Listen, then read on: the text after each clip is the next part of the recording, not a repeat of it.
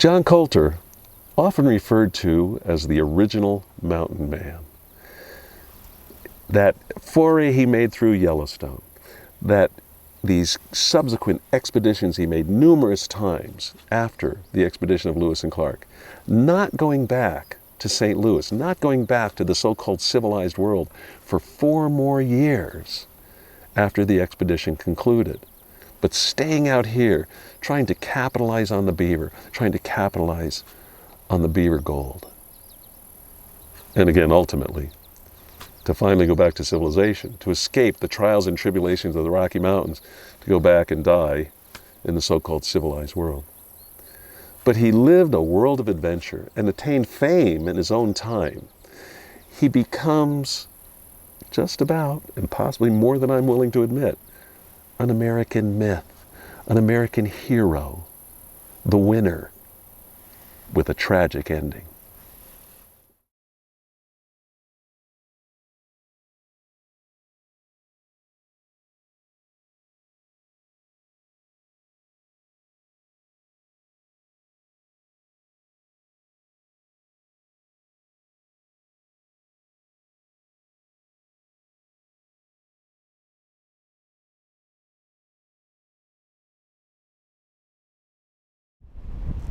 Colter and Potts, 1808, come to the Three Forks on their own. So after the expedition, 2 years after the expedition essentially concludes, Colter and Potts are back into this region to trap the beaver. Further to the east, on the Yellowstone River, Manuel Lisa has established Fort Ramon, named after his firstborn son, at the junction of the Bighorn and the Yellowstone. Lisa establishes that fur trading post. They trap through the year 1807-08. Colter made his foray through some part of what is now Yellowstone. He comes back to the fort, and eventually in 1808, Potts and Colter on their own come up the Yellowstone River, over the pass, dividing high ground between the Yellowstone and the Upper Gallatin River, and eventually drop down the Gallatin to the Three Forks and go up the Jefferson, the intent to trap beaver. Some of what I'm going to tell you is conjecture.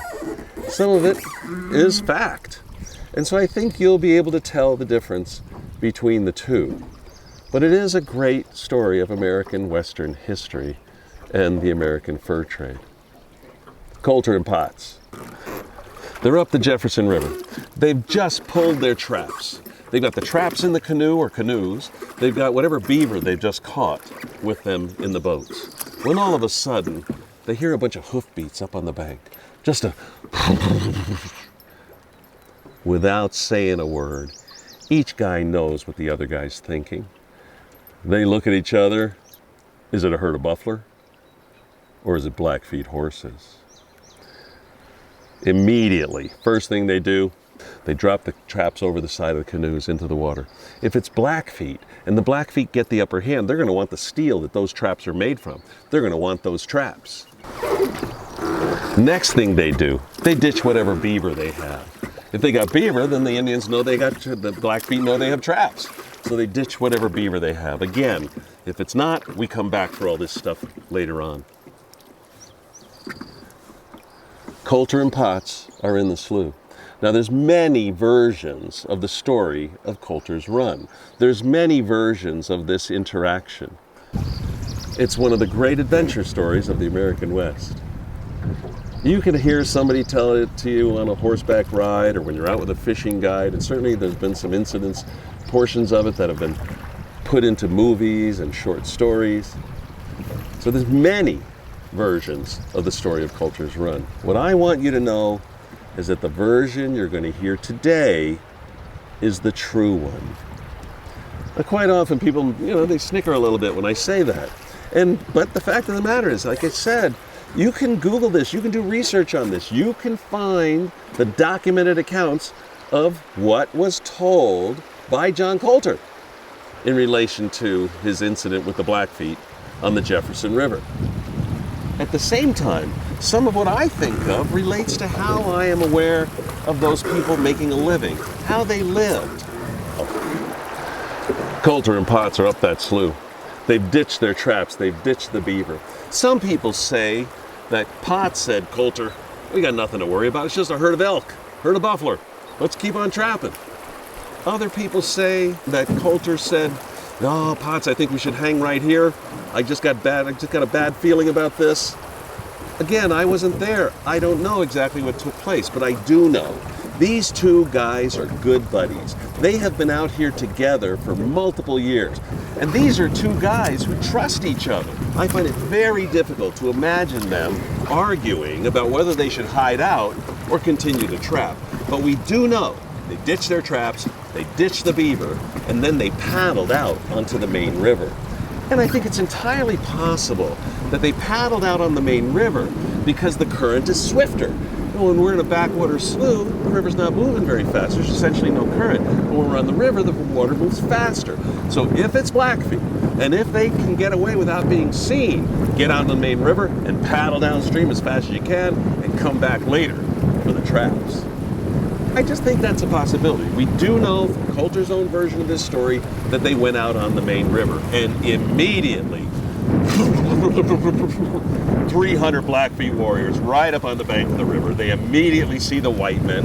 Half the group splits off, runs down the bank of the river, gets to a shallow spot, runs, splashes across to the other side. Now they got natives on both sides of the river, and they're gesturing to the white men. Now, Coulter and Potts, they don't speak Blackfeet, and the Blackfeet presumably didn't speak English, but they gesture, white men, white men. White man was to act as if you're pushing your sleeve up the untanned underside of your arm. White men, come in, let's sit, let's counsel. Counsel was to act as if you're rolling a ball of tobacco. And because every time you counsel, every time you visit, you sit and smoke, you share the tobacco. Now Coulter and Potts certainly would have gestured back. The white man is your friend, but we have to go downstream. I don't know what the Blackfeet would have said, but white man, come on in, let's sit, let's counsel. We're your friends, you can trust us, come on in. Again, I don't know, but Potts and Coulter probably said, oh, the white man is your friend, but we have to go downstream. Finally, a couple of braves, a couple of warriors, they get tired of this little game. They jump in the river, they swim out to the canoes, they drag the canoes towards the shoreline. Potts says, Coulter, if I'm going, I'm taking somebody with me. He lifts his rifle from the bottom of the canoe. Coulter says, no! Potts lifts his gun, shoots one of the Indians. Immediately, Potts is covered in arrows. As Coulter said, he was made a riddle of. Coulter has just seen his best buddy killed. They grab the canoes, drag him to the shore, pull Potts' body out of the canoe, take his gun, take his knife, strip the clothes from his body, start hacking him up into little pieces. They grab Coulter, pull him out of his canoe, take his gun, take his knife, strip the clothes from his body, start throwing Potts' blood and guts right into his face. Coulter has just seen his best friend killed and dismembered. He's drenched in his buddy's blood and guts. The whole time, he stands straight and shows no emotion. He knows if he shows any emotion, it'll be perceived as a sign of weakness. Shows absolutely no emotion. He's looking for a way out of this. Doesn't look good, but he's looking for a way out of this. It's possible he said something along the lines of, let's counsel, shows his pipe. I want to be your friend. I don't know. But supposedly the chief comes up to Coulter. Ain't it always the chief? Chief comes up to Coulter, gestures to him. White man, we killed your friend. We kill you. I don't know what Coulter said. I know he's thinking for a way out of this. He may have said something along the lines of, my friend was strong. I am strong. All of you. It took all of you to kill my friend. Look how many arrows you used. It took all of you. All of you can kill me. But if you are strong, it'll be 1 against 1. Chief's a little taken aback by this. Think you're tough? Gestures to Coulter. White man, can you run? Can you run fast? Again, I don't know what Coulter said, But I suspect he said something, he's looking for a way out of this. He's trying to parlay his way out of this. It's possible he said something like, I run fast. The white men think I run fast, but I am not a fast runner. The white men think I run fast because they always ride horses.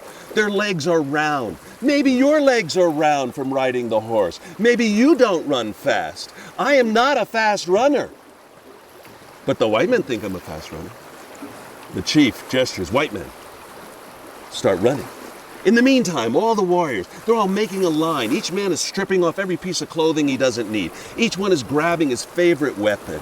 Maybe it's a club with a rock tied on the end of it to clobber somebody with. Maybe it's a tomahawk. Maybe it's a knife. Maybe it's a spear, a lance. Each one stripping down the breechclouts and moccasins, forming a line and just staring at Colter. The chief starts to lead Colter away from the river. Colter's thinking, they're going to shoot me in the back. He turns around, he stands there. Chief gives him a shove. No, white man, run. Run fast. And Colter realizes it's going to be a race for his life. He starts to run. As Colter said, I started running kind of slow. I thought if I looked like I was a slow runner, they'd maybe give me a bigger head start. He knows he's on the Jefferson River. He knows he's about 5 miles from the Madison River. Gotta make it.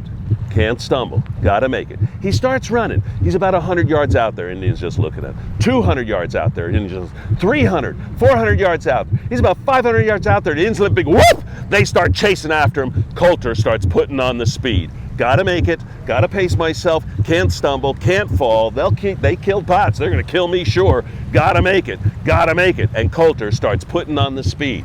He was a good runner. When members of the Lewis and Clark expedition were living with the Mandans, when they're living with the Nez Perce, this wasn't just hang out. There was a lot of cultural exchange, a lot of sharing, a lot of friendly competition, if you will.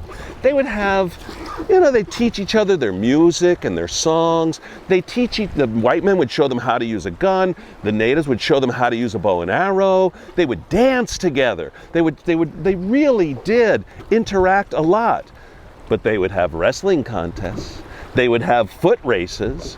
And we know from the journals themselves, George Drouillard was a fast runner, and so was John Colter. So Colter knew he was a fast runner, and he starts putting on the speed. He's got to make it to the Madison River. Figures if I can make it to the Madison, maybe I can hide out in the willows along the bank like I did that time when I was with the Flatheads and we were battling against the Blackfeet. Which I want you to keep in mind too. It's entirely possible that some of these Blackfeet warriors recognize Colter from that previous event. It's entirely possible. We don't know, but it's entirely possible. You don't forget. You remember forever.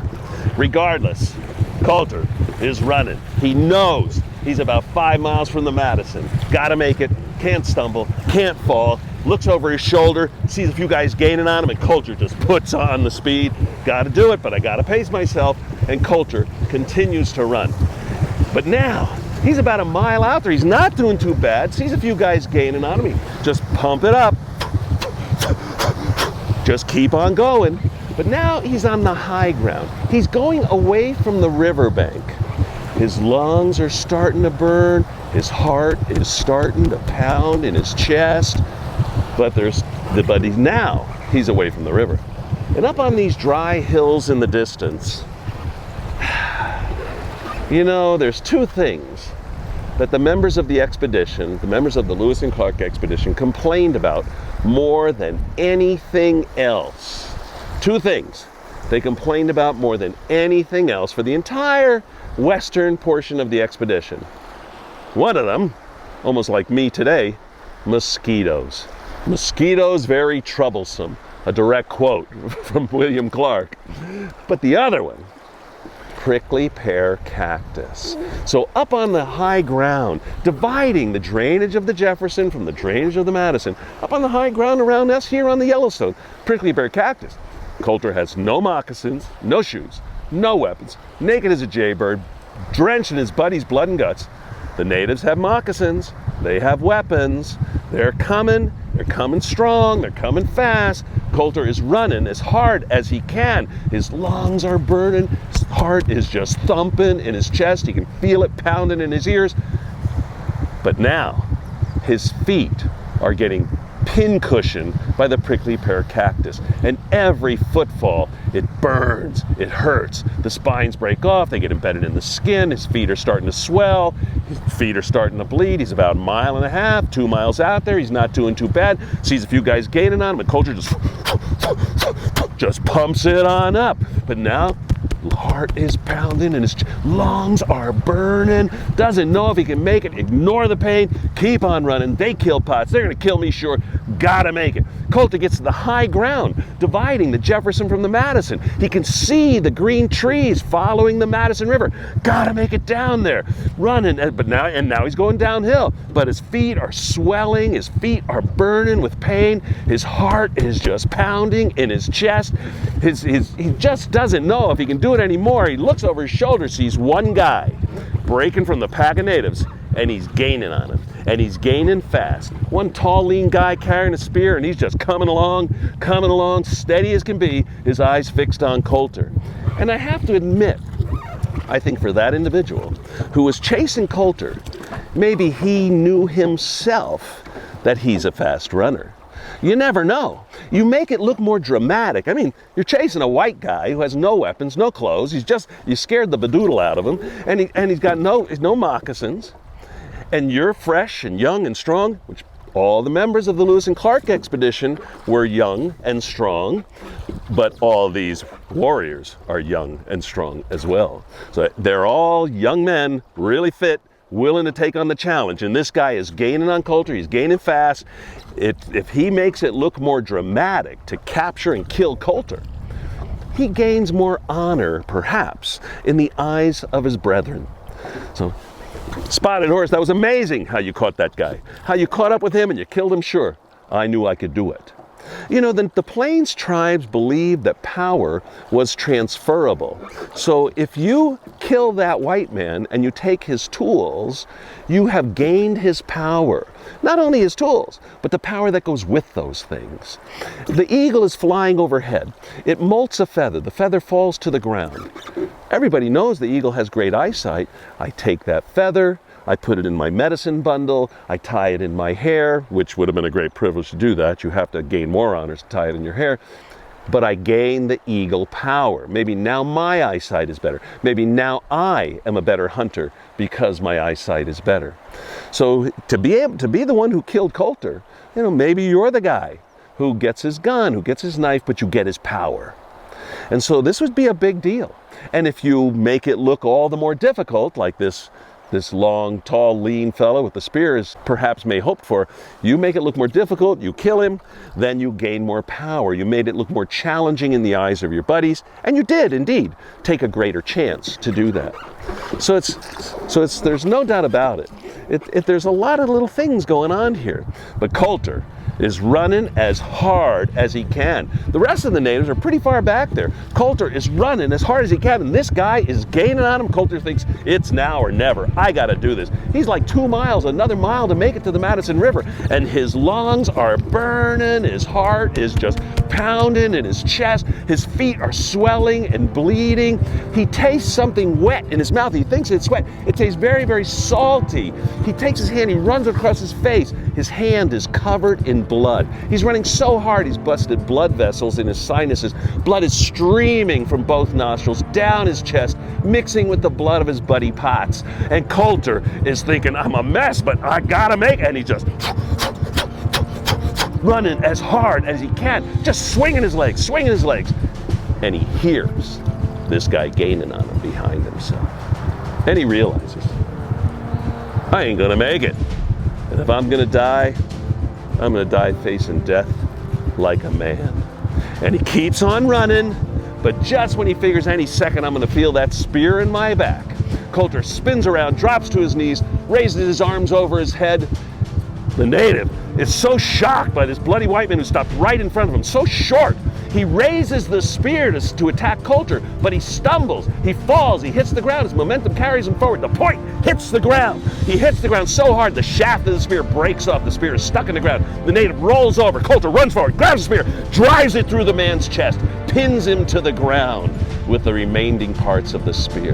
The rest of the natives see this happening. Coulter runs as hard as he can. He's almost shocked himself that he managed to win this little fight, and he keeps on running. The Blackfeet said the beaver spear had saved him. Coulter, the beaver spear, was a giant beaver, took him into his lodge. I wasn't there. I don't know. Maybe the beaver spear did save him. The way Coulter described it, he came up underneath a pile of sticks. The rest of the natives, they actually slowed down to pull the spear from the chest of their buddy. Coulter said it gave me a little bit more head start. But now he's in the cold water of the Madison River, comes up underneath the pile of sticks, hears the Indians coming to the bank of the river, sees their shadows, and hears them walking across the pile of wood over his head. Maybe it was a big beaver lodge. Maybe it was a pile of flood debris. I don't know. But Coulter's hiding underneath these logs, trying to hold his breath. But the fact of the matter is, he's also dying for oxygen. Thinks to himself, they know I'm in here. They're gonna light this thing on fire. I'm a dead man anyway. But they don't. And nighttime comes. Coulter slips out of his hiding place, goes down the Madison, gets to the Gallatin, up the Gallatin, over Clark's Pass, down the Yellowstone, back to Fort Ramon. No beaver, no traps. His buddy's dead. No clothes, no weapons, no tools, no moccasins. You know, you hear many versions of this story. Many people say, oh, he took a blanket from the Indian. I can't imagine a guy running a foot race carrying a blanket. Many people say he took the spear point with him. Coulter's own version, he left it in the man's chest. What many people don't realize is the abundance of resources right in this area. When William Clark came here on the way back to St. Louis, when he comes over Clark's Pass down the Yellowstone River, he says 3 days in a row, immense numbers of buffaloes, elks, and their constant companions, wolves. I can easily imagine Coulter seeing a bunch of wolves on a dead bison, or even finding a bison that's been dismembered and eaten, but the bones are still intact and fairly fresh. Smash that bone, break it on a cobble rock on the bank of the river. Take the marrow from the bone, healthy fat. Take the hide from an old dead buffalo. Take the hide, soak it in the river. Take a rock from the bank of the river, break it. Use it to chisel that hide into strips, tie it on your feet, make a crude pair of moccasins. Take the hide, cut it in strips, tie together a few logs, maybe to make a crude raft. At the same time, the Blackfeet know where Fort Ramon is. You could bank on it. You could bank on the fact that they knew that the white men had a trading post down there at the junction of the Bighorn and the Yellowstone. Some people say, notably Fred Gowans, a history professor, I think it was Utah State University, said Coulter didn't go through the pass. He knows the Blackfeet could be watching that trail. He climbs the Bridger Range of mountains and goes down the other side to avoid the most logical trail that he would follow. Or he travels only at night. A little over 200 miles in 11 days. No tools, no weapons, no moccasins. But he made it. He made it to the fort. He gets back there. Coulter, what you doing? Well, guys, Bugs Boys got me. That was the term for the Blackfeet, Bugs Boys. Bugs was the devil. Now, I don't want you to think that I think anything bad of the Blackfeet. This was all a different time and a different place. But that was their slang term for the Blackfeet. Bugs Boys got pots. And they almost nearly got me. Coulter recuperates. It's the fall, it's late in 1808.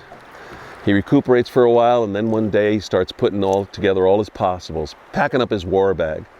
The rest of the guys are like, Coulter, where are you going? Who, me? Yeah, where are you going? I'm going to the Three Forks.